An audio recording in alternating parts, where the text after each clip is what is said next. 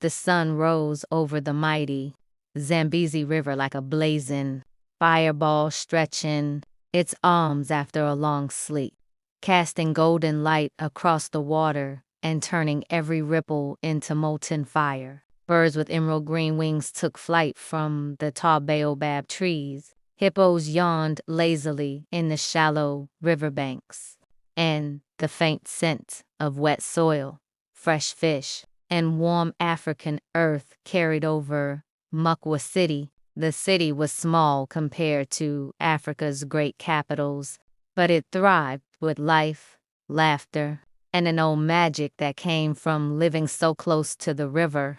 Fishermen hauled their nets before sunrise.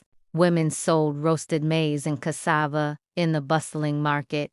Children splashed in the shallows while playing, and the rhythmic drumbeats of evening ceremonies echoed through the air. It was a city that lived by the river's heartbeat, and its soul was rooted in honesty, community, and ancient traditions. Among the people of Mukwa, Ayo stood out. He was a young fisherman with broad shoulders, warm brown eyes, and a gentle smile. He took care of his widowed mother, repaired neighbors' boats without asking for pay, and lived a life guided by integrity. But more than anything, he carried a responsibility handed down from his father: the care of the golden lion mask. The mask was ancient, a family heirloom set whole, the spirit of a lioness goddess who protected the Zambezi. Only a few knew of its existence, and even fewer had glimpsed it. Its presence was sacred, its power undeniable. One warm afternoon, a stranger walked along the dusty road toward Mukwa City. She moved alone, her blue dress flowing in the wind, and carried a small woven bag decorated with seashells braided into her hair. Her name was Zuri. She was beautiful, mysterious, and silent, and the elders whispered as she passed, saying she carried secrets heavier than her footsteps. Ayo noticed her while repairing a fishing net by the river. When she approached him with a soft voice, asking for help, he offered his guest hut without hesitation. "You can stay here," he said kindly, brushing mud from his hands. "Thank you," she replied, her eyes softening, though inside her chest thumped with a storm of fear and guilt. Zuri had not come to Mukwa by chance. Before leaving Lusaka, she had been confronted by a dangerous smuggler who dealt in stolen artifacts.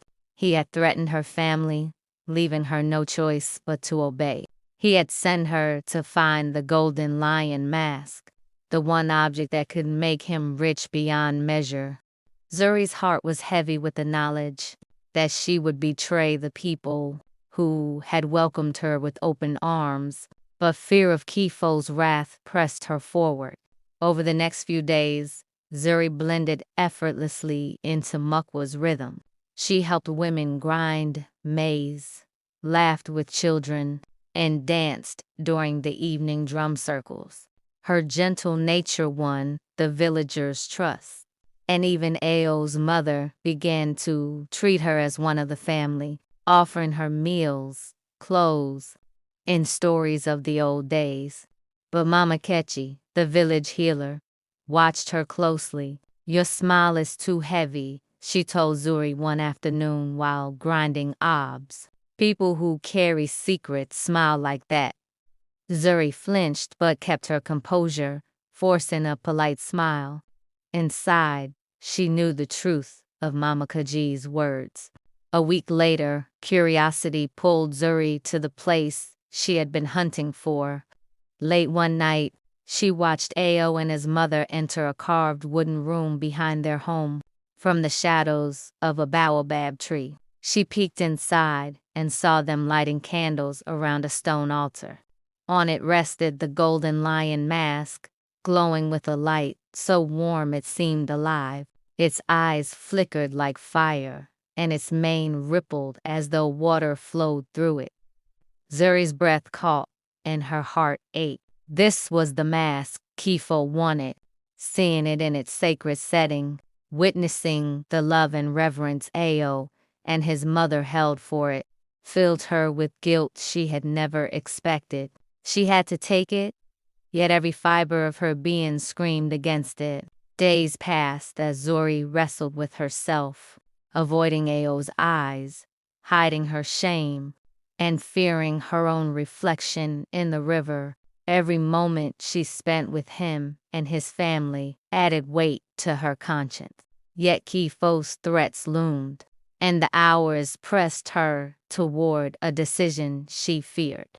One moonlit night, when the city slept beneath a silver sky, Zuri made her choice. She crept from the hut, heart pounding, to the sacred room. The key she had stolen days earlier unlocked the door, and she stepped inside, staring at the mask in awe and terror. "I'm sorry," she whispered, her hands shaking as she lifted it. She wrapped it carefully in cloth, placed it in her bag, and ran into the darkness. Her footsteps kicked up dust, and the night wind carried the sound of her racing heart. She ran from the city that had trusted her, from Ao, who had welcomed her, and from the life that had begun to change her. Before dawn, Ao awoke with a strange, heavy feeling. Something was wrong. He rushed to the sacred room. The door was open.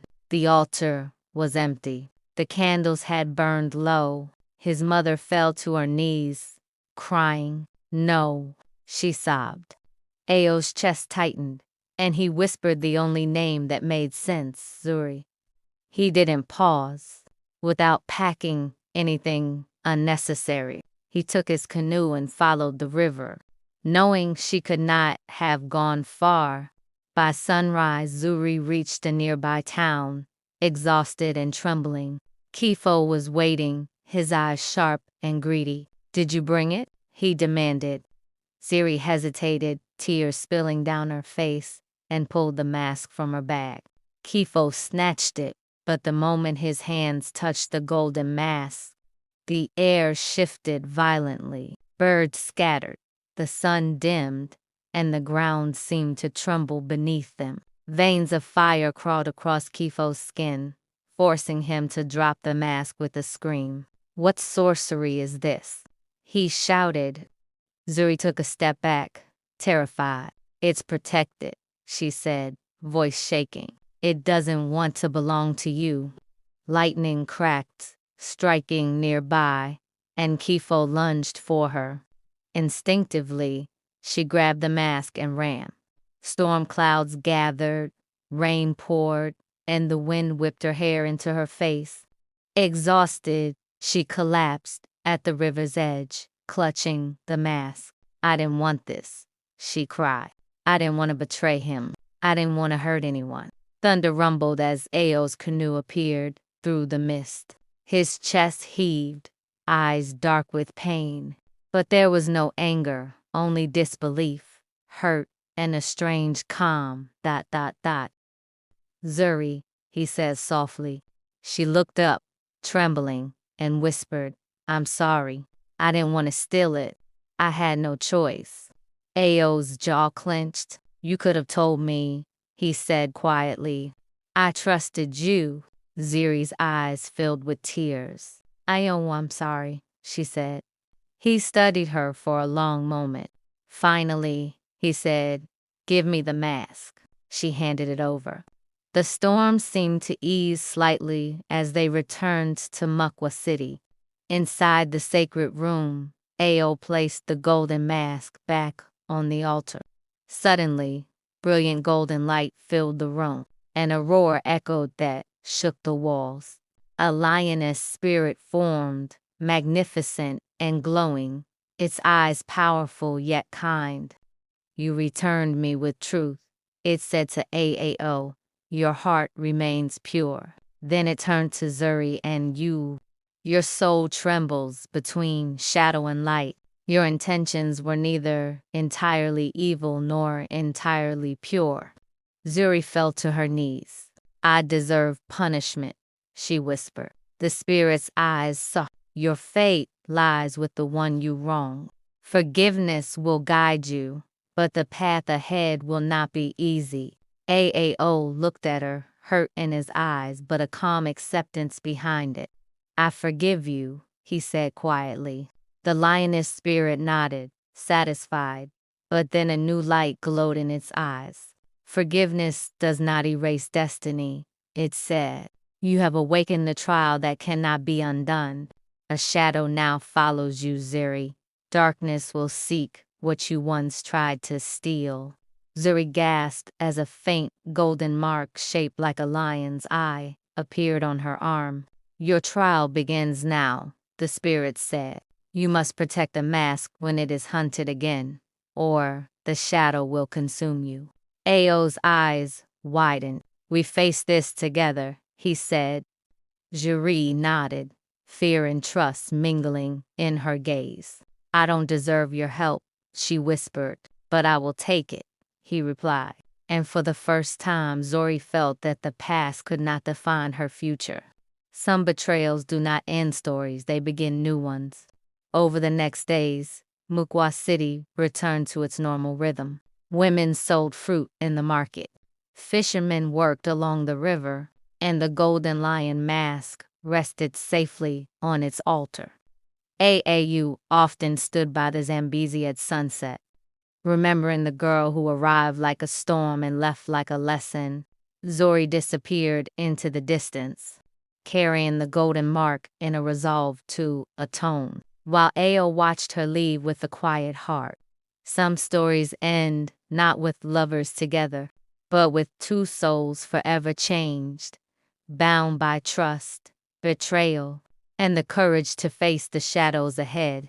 And as the river shimmered beneath the setting sun, Mukwa City breathed, alive with the rhythm of life, the heartbeat of the Zambezi, and the knowledge that even in betrayal, there is room for forgiveness and growth.